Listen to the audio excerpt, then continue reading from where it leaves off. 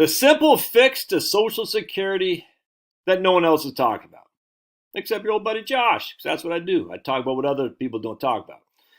I think there's actually one guy who's made a proposal in Congress along these lines. I think there's one guy. I can't remember who it is, and frankly, I don't recall for sure if it's the same thing I share with you here today, but I think there's one guy who's made a similar type of proposal, but it hasn't obviously didn't take off. Anyway, I found this website today. I just been looking at all these websites, and this is called the Tax Policy Center, and it's just, dude, there's so much stuff. It's like waking up for Christmas morning, man. There's so much stuff in here. Just I love it. It's not gonna lie to you. Returns of item monitors by marital status. So check this out. We got, how many returns are there? 15 million returns. All right, 15 million returns. How many total returns are there? That's for itemized. 15 million itemizations in tax returns. There's over 162 million returns. Less than 10% itemized. So if you're giving charitable money away, I guarantee the vast majority of you are not itemizing. If you have a mortgage interest, I guarantee the vast majority of you are not itemizing. So to have all this stuff saved for itemization when you don't itemize doesn't make any sense. Or to say, someone just busted on it. I can take my mortgage interest. People say all the time, well, your mortgage interest is cheap because you get to deduct it. Now, less than 10% of the people are actually deducting anything. That's what that said right there. The amount of people itemizing is 14.8242 million returns. And again, just a family returns over 162 million. Just keep that in mind. All right. So I came across this here today on this website. It's just freaking, I love it. So much stuff here. We're going to go over here to capital gain income. Everybody okay? And make this bigger because this right here, I'm just like, oh man, it's like, it's fun. I love it. Can I make this guy bigger? Hold on. Hang tight. Much bigger so I can bust up my glasses. So this is capital gain income for 2021. 2021 right here. Individual income tax. All returns capital income by size of adjusted gross income. All right, so here's our capital gain distributions. All right, taxable net gain. All right, taxable net gain. And this is in thousands of dollars. So we had $2 trillion of net taxable gain in 2020, 2021 for capital gains. $2 trillion. Capital gain income represents about 10% of our total GDP, if you can believe that. It's nuts. But check this. Man, your breath still stinks, baby. Oh, I love you, but man, oh, that's bad. So of the people making more than 5 million AGI, what's that? There's about 500 tax returns of people making more than 5 million AGI. Of the $2 trillion in capital gains, these guys had 850 plus 175. 850 plus 175. They had 50%. So these 500 families had 50% of the $2 trillion in capital gains. So if we're just going to say, they all pay 20% in capital gain tax, just for simplicity. I'm not talking NIIT. I get NIIT exists too. But we're just using capital gain. So we're going to say $1 trillion, and let's see, 100. A billion. I'll just do it like this times 0.2. They pay $200 billion in capital gain tax. 200. And I'm just using long-term capital gain. All right, $200 billion. They made $1 trillion. They paid $200 billion. Thus, they walked away with $800 billion of long-term capital gain profits after taxes. So what if we said we tax them at ordinary income as opposed to long-term capital gains? All right, so what would be? They would have paid, instead of $200 billion, they would have paid $350 billion. That's $150 billion more that we could be used to go to Social Security. Now, this is not going to happen every year. In fact, there's a chart in here. I mean, that's just the top 500 taxpayers, by the way. They're still walking away with $650 billion of profits. And that's what I've always said. I always said, look, I would tax people making more than $1 million of income. Instead of QDI and long-term capital gains, I would tax them at ordinary income rates. And so if we go down to 1 million or more, you can see it's another 100. I'm not going to be able to do this off the top of my head. It's 1 trillion, let's say 1.3 trillion, 1.4 trillion, 1.4 trillion of the $2 trillion of capital gains. 1.4 trillion goes to people making over $1 million. I just think it's easy to say right here. If you made more than $5 million of long-term capital gain, you're probably a hedge fund manager, frankly. or I don't know what else, but you're still walking away with a boatload of money. All right, so anyway, so I said, what if we just tax everybody at, over $1 million of long-term cap of ordinary income tax as opposed to long-term capital gain? Well, we just raised right there, what did I say, $135 billion. Oh, but and then we can give no tax because we're going to say, oh, but how are we going to pay for your tax cuts? Because I advocate Trump taxes not on Social Security. I think that's 100% right. Right now, we're only paying, what I say, $50 billion into tax on Social Security. There's another, I can't remember, 50 or 60 billion. I don't think it's that much. Let's just say $50 billion going to Part A, FICA, or the Medicare stuff too. But for Social Security, the taxes on your Social Security, only like $50 billion is going to that. So we could easily say to these 500 households, hey, man, you're going to pay more. You're still going to walk with a crap load of money. And it won't be every year. I completely grant you. But you're still going to walk with a crap load of money. You're going to pay ordinary income tax because your income is over $5 million. Yeah, you're going to be just fine because you're a hedge fund manager, essentially. You're just pushing papers. All right, so now check this out. Now we go back to here, and I'm going to show you because it's not like that every year.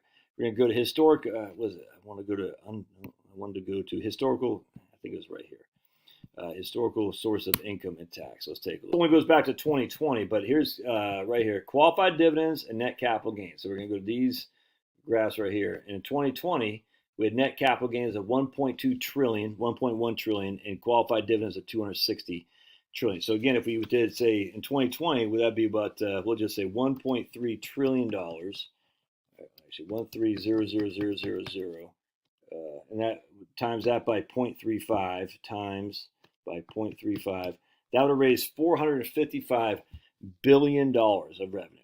And if we do 3 trillion or something like that, we just do it times 0.2, that would have raised an extra almost $200 billion that you could use to finance Social Security, get rid of taxes for just everybody else. You see what I'm saying? And including these guys, they don't have to pay tax on Social Security. And I'm telling you, man, that's what you do right there. Easy pie, done and done. You don't have to raise the cap. Remember, the stupid people say, we got to raise the cap. You're hurting small business owners, man. If you want to raise it, like even Biden, I agree with Biden. He said, we're not going to raise the cap on anybody making less than $400,000. I would say $1 million. They raise the cap.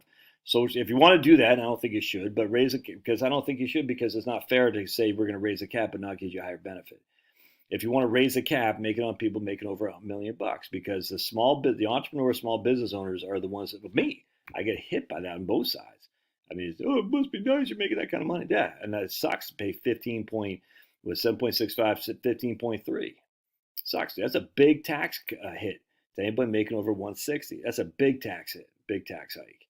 And a lot of these people employ people, they're entrepreneurs, small business owners. That's not the way to do it. We want less corporatism and more entrepreneurship, small business people, if that makes sense. More capitalism, less corporatism. Anyway, so check this out, though. I just want to show you something else. We'll say raising the taxes on capital gains will hurt economic growth and investment. We're just going to have to look from so you see this is the effective taxes on capital gains. 14.1, this is in the 50s, 14.8, 14.5, 13. The maximum tax on long-term capital gain is 25%. All right. So now we're going to go to 1982 when the economic boom started. Maximum tax rate is 20%, which is lower than it was before. But the effective tax rate is 15, 16, 22, 23. All right. No one's going to sit there and say the 1982 to 1999 economic was a boom. No one's going to argue that. And yet the effective tax rate on capital gain was 22% in 1987, whereas before it was 14% in 1954. Even though the tax rate was pretty doggone close, it was actually a little bit lower, right? 20% right there. It did go up to 28. But the marginal tax rate isn't the issue, it's the effective tax rate, Frank. I mean, marginal tax means something, don't get me wrong. But look, even 22%, 23 under George Bush, 23, 24, 23, and under Clinton, 24, 20, that did not hurt economic growth or investment into the economy. It just didn't. In fact, you can see the capital, this is right here, amount of total realized capital gains. It kept going up each and every year. 122, 140, 327, 148. This is when they get the Tax Reform Act in 1986, where they said people started selling because they needed to. They said, oh man, better 148, 164, 154, 153. So it's going down right there. But the effective tax rate is higher. Why was it going down? Because the individual tax rate went up. That still didn't solve economic problems. The economy was still booming back then. I mean, it just was. So we had high tax rate. Oh, now it's going from 111, 126, 152, 180, 260, 364, 455. You know, the effective tax rate was still above 20%, significantly higher than it was back in the 1950s, even though the tax rate was higher. And here you get 1999 and 2000, 2020, tax rate is 21.19. You see what I'm saying? So now you go down here to 2000, the aughts, the tax rates are going down. The effective tax rate is going down too. But look at this. You see, I mean, we then right here, 2007 went to 2008, 2009. Yeah, just the idea that the increasing the marginal tax rate and the effective tax rate inherently stifle economic growth and incentive to save and whatnot. It's just the evidence isn't there. It's just not. I'm sorry. Anyway, I find that very interesting. So let's check this out. Get to tickle that like button, by the way. I can't find the graph I was looking for, but there's a graph that showed you the effective. Actually, I can't remember that was. Where was that? I'm not going to find it. Let's see here. What's this? Geographic isolation. That's tax on Social Security. That's Social Security again. This is I don't know where it's at. But anyway, can't find it. But be that as it may. So there's a geographic thing about how much capital gains has kind of gone up and down depending. Well, I just kind of showed you. Each year it's a little bit different from the previous year. So you can't say we're going to get $150 billion every single year extra because we raise the taxes on long-term capital gains, the tax rates for people making more than $5 and $10 million bucks. But I can't say that. But that's a lot of money that can go to Social Security coffers for sure. And I hate to say it, man. A lot of these guys, we've made it very, very profitable to be in the upper elite in America. And we're not saying you can't make profits, not saying you can't make money. We're just saying, hey, at some point you've made so much that you're going to have to pay a higher tax rate on capital gains and dividends. That's just why I see it. I've said that for years, dude.